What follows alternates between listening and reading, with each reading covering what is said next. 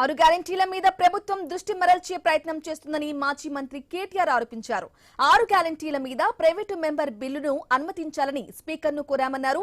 Formula ఈ race కొనసాగించి ఉంటే రాష్ట్రానికి లాభం జరిగేదని చెప్పారు. ముఖ్యమంత్రి రేవంత్ రెడ్డి చర్యల వల్ల రాష్ట్రం నష్టపోయిందని అన్నారు.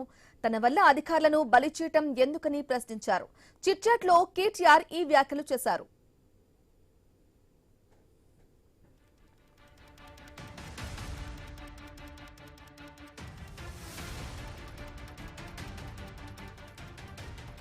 ఫార్ములా ఈ రేస్ వల్ల డబ్బులు ఎక్కడా పోలేదని కేటీఆర్ అన్నారు.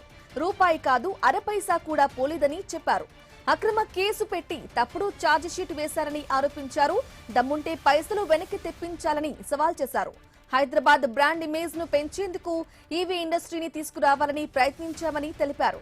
హుండాయ్, అమర్ రాజా బ్యాటరీస్ తో ఒప్పందాలు జరిగాయని గుర్తు చేశారు.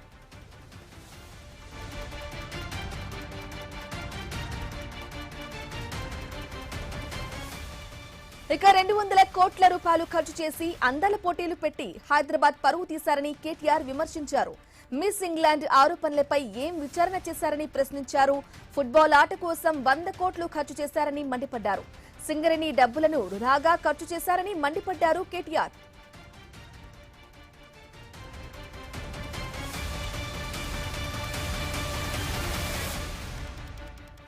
ఇదిలా ఉంటే ఫార్ములా ఈ రేస్ కేసును లొట్టపీసు కేసు అంటేనే కేటీఆర్ ఎందుకు భయపడుతున్నారని మంత్రి సీతక్క కౌంటర్ ఇచ్చారు. అధికారులపై అంత ప్రేమ ఉంటే రెడ్ బుక్ లో అధికారుల పేర్లు రాస్తున్నామని చెప్పటం దేనికి సంకేతమని ప్రశ్నించారు.